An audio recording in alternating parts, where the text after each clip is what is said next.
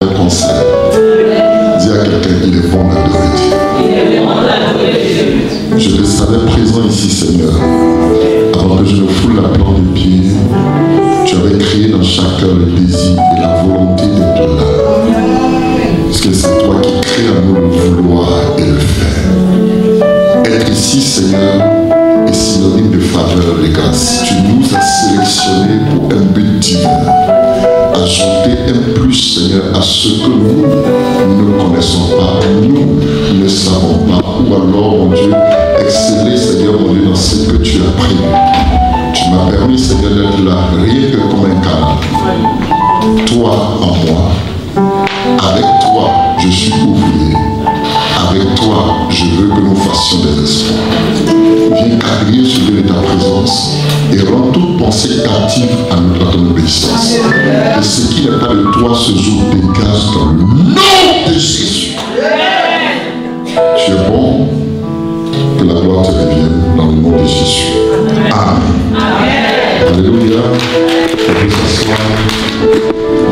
Avant toute chose, je voulais vraiment bénir le Seigneur pour vous, pour votre présence, pour ceux qui ont raté les 2 jours, qui étaient des chrétiens sous-marins, qui disparaissent en semaine, et puis qui apparaissent dimanche, ils ont raté beaucoup de choses.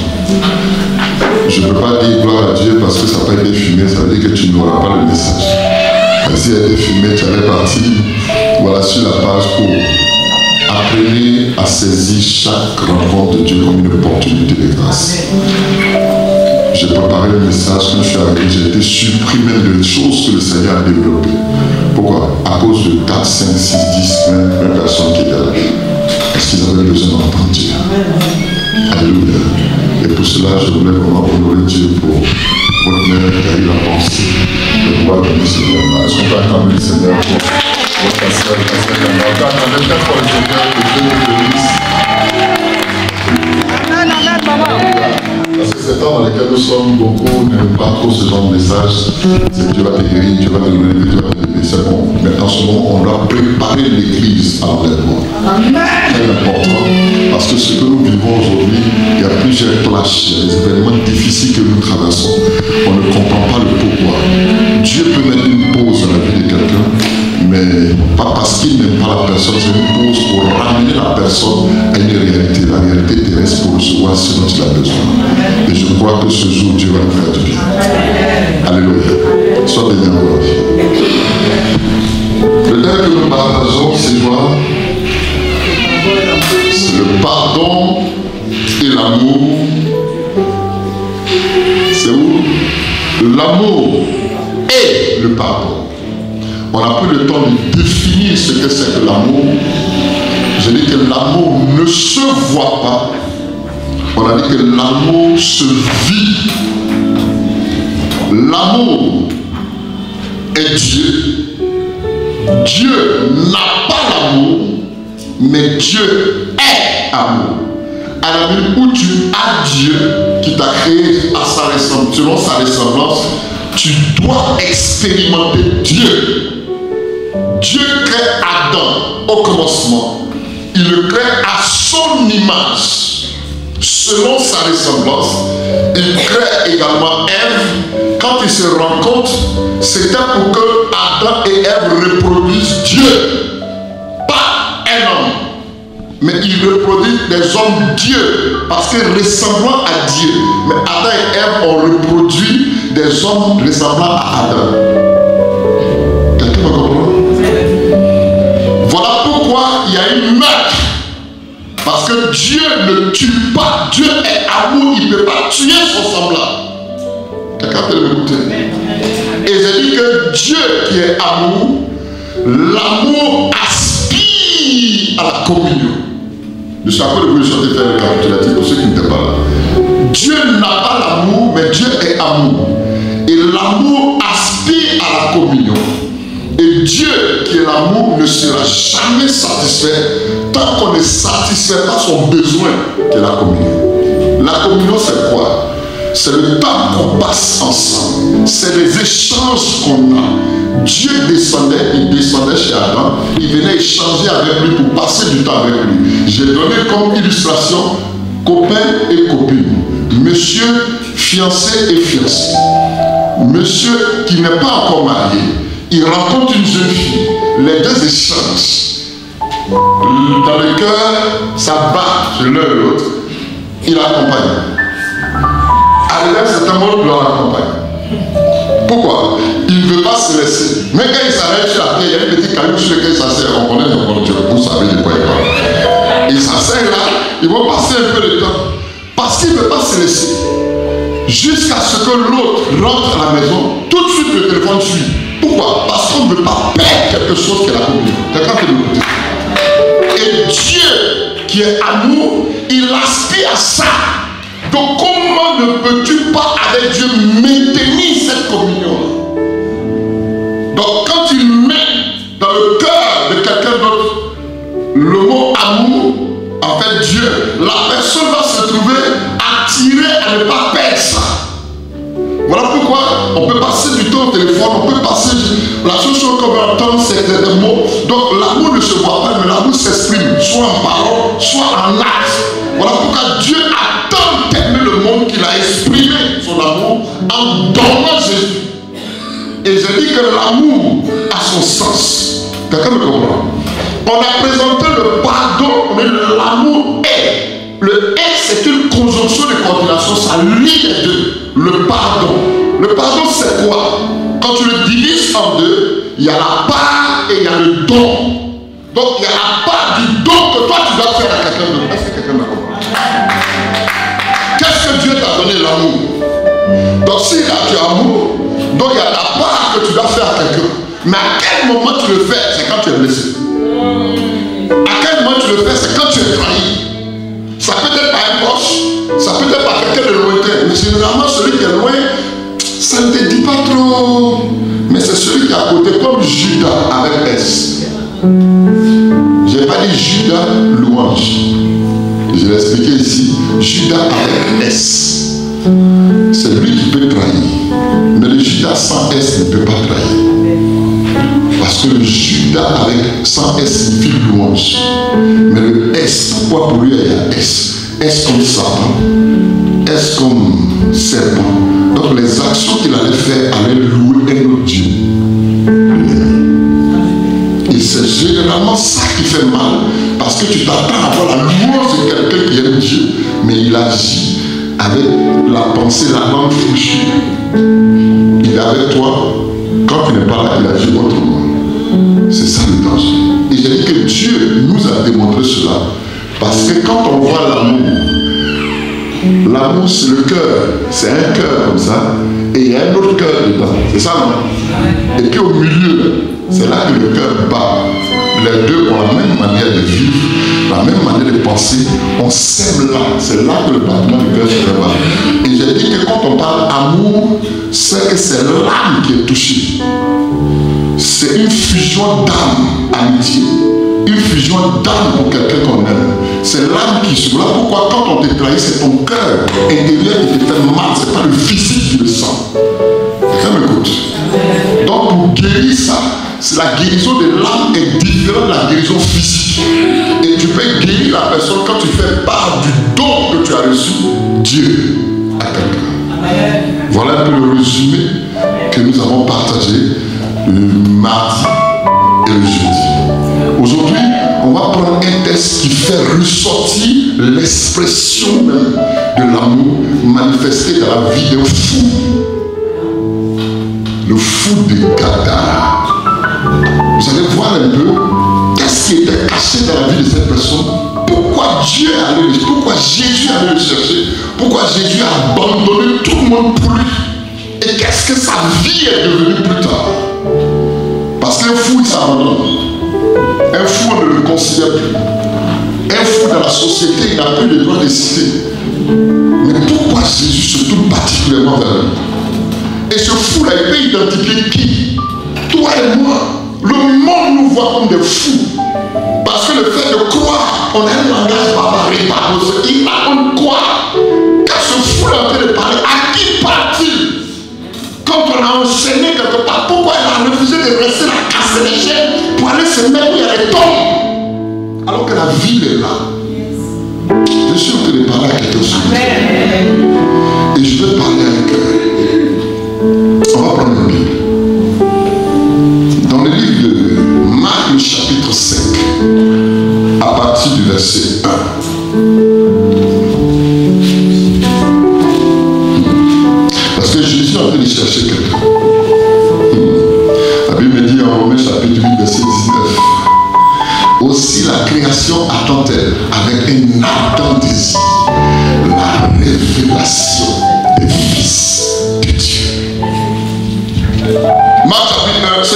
1 nous dit, ils arrivèrent sur le bord de la mer dans le pays des Gadaréens. Aussitôt que Jésus fut hors de la barque, il vint au-devant de lui un homme. Dis avec moi un homme. Sortant des sépulcres, dit ah. Vous dites avec moi ah. Et possédé d'un esprit impur. Cet homme avait sa demeure dans les sépulcres. Et personne ne pouvait plus le lier, même avec une chaîne. Car souvent, il avait des fers aux pieds et avait été lié de chaînes, mais il avait rompu ses chaînes et brisé les fers, et personne n'avait la force de le dompter. Il était sans cesse nuit et jour dans les sépulcres et sur les montagnes, criant et se meurtrissant avec des pierres. Ayant vu Jésus de loin, il accourut, se prosterna devant lui et s'écria d'une voix forte, qu'y a-t-il entre moi et toi, Jésus, fils du Très-Haut? Je t'en conjure, au nom de Dieu, ne me tourmente pas. Car Jésus lui disait, sors de cet homme, esprit impur. Et il lui demanda, quel est ton nom? Légion est mon nom. Lui répondit-il, car nous sommes plusieurs. Et il le priait instamment de ne pas les l'envoyer hors du pays. Il y avait là, vers la montagne, un grand troupeau de pourceaux qui paissait. Et les démons le priaient en disant, envoie-nous dans ce pourceau afin que nous entrions en eux. Et il le leur permit. Dis avec moi. Et les esprits impurs sortis entrèrent dans le pourceau. Et le troupeau se précipita dans les pentes écarpées dans la mer. Il y avait environ 2000 et ils se noyaient dans la mer. Ceux qui les paissaient, qui les faisaient perdre, s'enfuient et répandirent la nouvelle, ainsi de suite. À partir du verset 19, Jésus ne lui permit pas, mais il lui dit, va dans ta maison, vers les siens, et raconte-leur tout ce que le Seigneur a fait et comment il a eu pitié de toi. Il s'en alla et se mit à publier dans la Décapole tout ce que Jésus avait fait pour lui, et tous furent dans l'étonnement. Parole du Seigneur. Alléluia. Vous savez, je veux parler de la pensée de Dieu concernant une personne dans cette salle. À chaque temps, à chaque période, dans chaque saison, dans chaque famille, dans chaque église, Dieu cherche un homme, une femme pour accomplir son dessein. Vous verrez que lorsque Dieu a croisé Esther, c'est parce qu'il voulait révéler sa beauté. Quand Dieu, en son temps de Samson, voulait manifester sa puissance pour montrer sa force, il a trouvé Samson. À chaque saison, à chaque temps, vous allez voir que les gens qui ont vécu des situations difficiles, ils sont sortis de l'anonymat pour que Dieu les révèle. Donc si tu entends cette pensée ce soir, sinon ce matin, c'est que Dieu a quelque part un plan pour toi. Sa pensée, c'est que cette parole qui est écrite dans le livre de Romains chapitre 8, verset 19, est un sens pour toi. Aussi la création attend-elle avec un ardent désir la révélation, mais des fils et des filles de Dieu.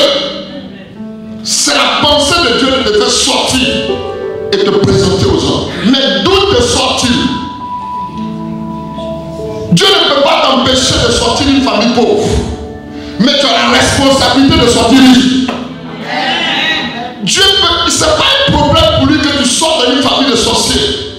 Mais tu as le devoir de révéler le Dieu capable pour qu'on voie le Dieu puissant aller. Donc, si tu ne peux pas prendre pour monnaie comptant la situation dans laquelle tu es et puis dire c'est Dieu même qui veut ça. Non, il a voulu que tu naisses là, mais il n'est pas responsable de la suite parce qu'il dit avec Dieu, nous ferons des exploits. Tu as le devoir de faire des exploits et de te révéler. Pourquoi? Son amour, c'est de te sortir de là. Son amour, c'est de te sortir de la paix. Son amour, parce que quand Dieu se révèle, il montre une facette de ce qu'il est dans la vie d'une personne qui le considère en fonction du besoin. il s'est révélé à Abraham aux yeux de tout le monde. Et il a dit,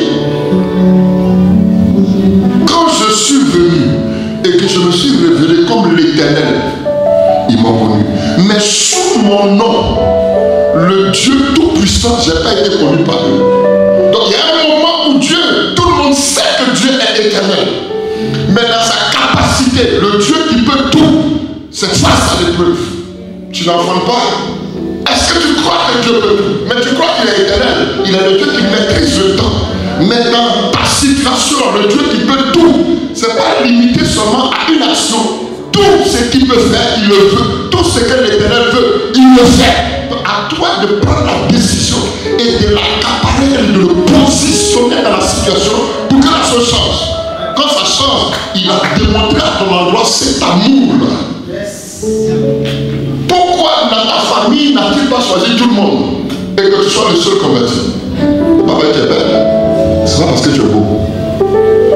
Pourquoi dans une famille, il peut permettre qu'un homme bercru de pied, rattaché à une malédiction, soit pris et puis l'alliance le fait asseoir la table des rois? C'est Dieu. Je vous prends tous ces aspects-là pour que vous compreniez un peu l'objectif pour lequel Dieu nous sort de nos familles. Pour qu'on soit chrétien. Pourquoi il te sort de la famille de l'église? Pour que tu sois chanteur, tu sois prédicateur. Pourquoi il te sort pour que tu sois pasteur? Pourquoi il te sort pour que tu sois instrumentiste? Donc tu constates que si tu ne fais rien, il y a un problème. Il y a un problème. Je dis qu'il y a un problème. Il y a un problème. Parce que Dieu, il a investi en toi quelque chose que tout le monde ne voit pas. Amen. Tu le ressens, mais c'est à toi maintenant de le développer. Dieu livre la vie de chaque personne par fragment. Voilà pourquoi quand tu nais, tu es bébé. Qui t'a enseigné que tu dois tirer les seins de maman? Tu dois manger. Après cela, on te nourrit. On ne te voit pas, on ne voit pas qui tu es. Tu vas commencer par 4 pattes. Après cela, il y a une partie de toi qui va reconnaître comme quelqu'un qui marche. Il y a un autre qui va plus vouloir qu'on lui donne à manger. Donc tu vois que les aspects de ta vie, Dieu a fait de révéler ça au fur et à mesure. Donc tu vois que s'il révèle, vous allez sortir tous, même quand vous êtes jumeaux, mais chacun a une voix contraire à celle de l'autre. Pourquoi? Parce que vos empreintes ne sont pas pareilles. Donc si les empreintes ne sont pas pareilles, c'est que la destinée est différente. Donc lui, il est dans une famille où tout le monde est bien, mais lui il est fou. C'est quand même un combat. Il est fou, il n'a pas demandé à être fou. Mais dans le plan de Dieu, on peut dire que ce n'était pas arrêté. Mais Dieu est omniscient. Donc si ça arrive, c'est qu'il y a ce que Dieu permet et puis il y a ce que Dieu veut. Quand Dieu permet, tu peux te retrouver piégé. Mais il y a une phrase qui m'intéresse. La Bible dit Dieu se rit de ses ennemis. Est-ce que tu peux voir Dieu en train de rire? Il se moque de qui? De ton ennemi. Parce que ton ennemi est l'ennemi de Dieu. Pourquoi dit-il? Parce qu'il connaît le commencement et il connaît la fin. Mais l'ennemi croit qu'il maîtrise la situation. Or, la fin appartient au Seigneur. Je suis venu te dire que Dieu a fait de rire des problèmes que tu traverses. Il se moque de Satan. Il se moque des sorciers. Parce qu'il croit qu'ils ont la fin de ton histoire. Dis à quelqu'un c'est une erreur. Dis à quelqu'un c'est un complot. Dis à quelqu'un c'est Satan qui est un menteur. Alléluia. Je dis alléluia. Je proclame alléluia. Je relâche alléluia. Ce fou-là, on n'a jamais dit son nom. Le titre de son histoire est devenu son nom. Fou, le fou de Gadara. On l'a identifié parce que ce fou-là, dans toutes les villes, il n'y a pas quelque chose de bon qui est sorti. Mais lui, son histoire, on présente le fou qui est dans la ville de Gadara. Quelque chose s'est passé. Et la vie de ce fou est pour nous aujourd'hui un enseignement. Je parle, est-ce que je suis venu parler à quelqu'un? Il y a dans la vie de certaines personnes des étiquettes qui sont positionnées. Oh, c'est pas la prostituée qui était ici là. C'est pas celle qui s'appelle celui-là. Ou bien vous comprenez que la vie que tu mènes est devenue une étiquette pour toi et l'étiquette est devenue ton nom. C'est pas la femme stérile là. la soeur qui... Vous comprenez? Et ça affecte ta vie. Mais je suis heureux parce qu'ils sont en train de parler de ton passé. Béni soit le Seigneur. Parce qu'il y a une autre facette de ta vie que les gens n'ont pas encore vu. C'est ton présent. Ton histoire commence là où tu commences à introduire Dieu dans ton présent. Est-ce que Jésus a fait quelque chose à quelqu'un? Je dis que tu amènes à établir Dieu dans ton présent. Parce que ce Dieu-là, il ne se conjugue pas au passé. La Bible dit, l'Éternel dit, je suis. Il est au présent.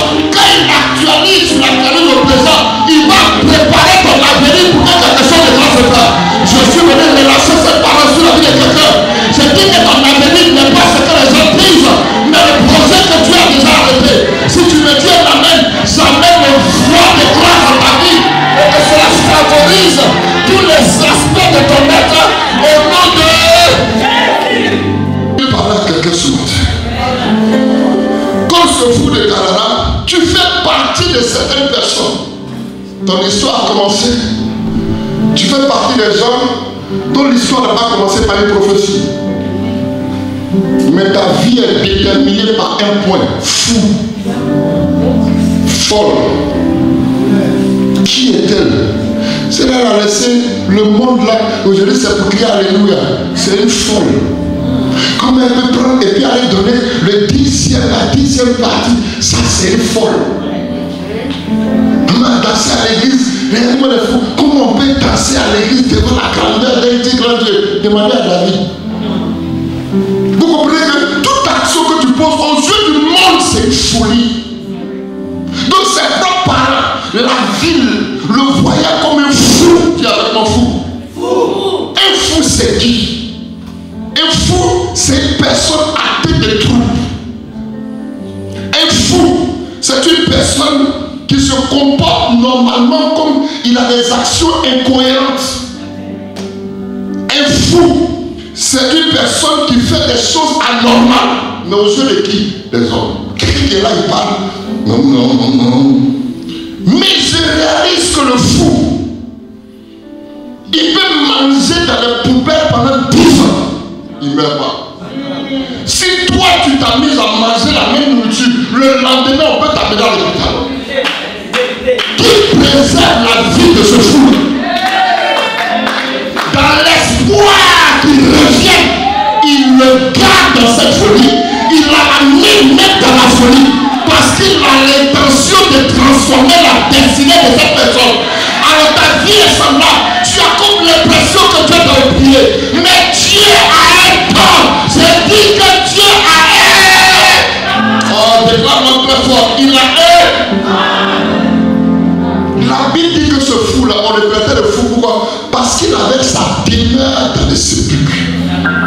Quand on dit sépulcre, c'est où il y a les tombes. Comment quelqu'un qui est né d'une mère, d'un père, il décide d'habiter où il y a les tombes? Quand tu parles tombe, quand on dit demeure, c'est où la personne a décidé d'habiter. Et quand j'entends tombe, je pense cimetière. En temps normal, les vivants ne vivent pas là-bas. Voilà pourquoi l'expression la dernière demeure, c'est qu'il y a mort. Encore pas mort, c'est qu'il y a cessation de vie. Il n'y a plus de vie. Donc comment un homme vivant décide d'habiter où il y a les tombes? Ça veut dire que quand bien même qu'il est vivant physiquement, tout ce qui était spirituellement sur sa vie était mort. C'est une telle personne que je suis venu parler. Tu es vivant, mais à certaines parties de ta vie qui sont enterrées. Ton mariage est enterré, ton travail est enterré, certains domaines de ta vie sont emprisonnés. Cet homme-là, il était là, mais on ne pouvait pas comprendre qu'il y avait une destinée prophétique qui était rattachée à sa vie. Cet endroit-là, ce n'est pas tout le monde qui aime habiter là-bas. Aujourd'hui, même la galère fait qu'il y a certaines personnes dans certains pays qui tombent et sur les tombes. Ça, c'est eux qui viennent, ça va être carré. Donc, vous réalisez qu'on le prend, on l'enchaîne, on le bloque là, pour l'empêcher d'aller où il y a les tombes. Mais il casse les chaînes. Imaginez-vous la chaîne au pied de quelqu'un. Ça veut dire que les chaînes rentrent dans sa chair. Ça peut casser ses os. Il a une pensée, aller où se trouve dans les tombes. Alors j'ai été choqué. J'ai dit, mais pourquoi décider d'habiter là? Pendant que les gens regardaient physiquement, lui prophétiquement, il savait que celui qui allait le sauver, la vie, la transformation, la résurrection commence là où il y a la mort. La transformation de l'église passe par la mort et la résurrection de Christ. Donc pendant qu'il était là, la Bible dit qu'il se disait des choses. Les hommes ne pouvaient pas comprendre que la prière qu'il adressait, les cris qu'il adressait, était une prière à son Créateur. La Bible dit qu'il poussait des cris. Ces cris-là, aux yeux des hommes, c'était quelque chose qui les dérangeait. Sa manière, on voyait un fou. Mais seul Dieu comprend le langage de toute personne, même les bébés. Ce fou-là était préservé dans une ville pour un temps. Est-ce que je suis en train de parler avec eux? Il vivait physiquement, mais spirituellement, tout était mort. Une personne qu'on ne pouvait plus, sur qui on ne pouvait plus compter. Sa maman même. Donc ça fait 9 mois. J'ai fait 9 mois pour lui. Dans la société, on ne le classait plus parmi les gens qu'on pouvait considérer. Regardez une telle personne. Regardez, je veux seulement que vous regardez une telle personne. Sa propre mère. Mais je bénis Dieu parce qu'il y a une suite à la fin qui dit même si mère abandonne son enfant. Quand tu abandonnes un enfant, il crie. Les cris de cet enfant-là interpellent quelqu'un. Donc même la mère qui l'a enfanté et qui a constaté qu'il est devenu fou ne peut plus rien pour lui. Là où tout le monde t'abandonne, quand on te pousse, je bénis Dieu parce que tu deviens comme un bois de manioc. Quel que soit le lieu où on le met, il pousse. On le met dans l'eau, il pousse. On le jette sur la terre, il pousse. Je dis peu importe l'endroit où on t'a mis, tu vas pousser. Je dis que tu vas pousser. Fais le geste avec moi. Je vais pousser. Je dis tu dois aujourd'hui là pousser. Alléluia. Alléluia. Personne ne pouvait plus compter. Mais je me réjouis parce que le cri de ce fou est monté. Est-ce que je suis en train de parler avec lui? Pendant qu'il se retrouvait à faire ces choses, on ne pouvait pas comprendre pourquoi est-ce qu'il était influencé par ces choses. Pourquoi est-ce qu'il vivait cette situation? La Bible précise que c'est parce qu'il était possédé qu'il habitait ce lieu. Dis avec moi possession. Je parle possession. Un esprit, c'est quoi? En termes, un esprit, c'est une entité dépourvue de corps. Il n'a pas de corps.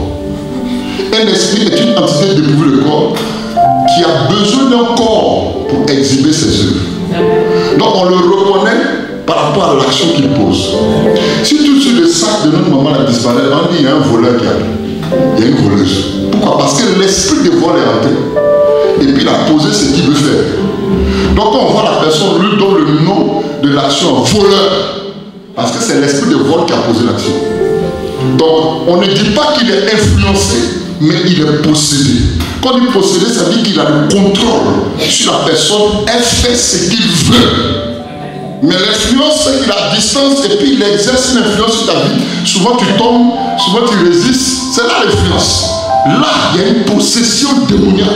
Donc l'esprit l'amène à faire ce qu'il veut. Donc l'esprit croit qu'il a la fin de l'histoire de cette personne. Parce qu'il est au contrôle.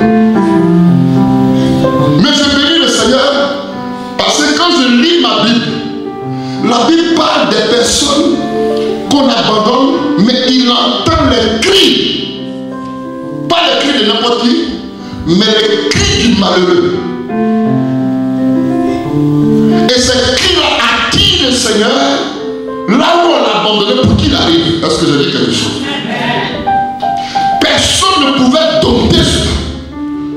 Quand on dit dompter, l'amener, si tu veux l'apaiser pour le faire changer. Il faut lire ce que tu viens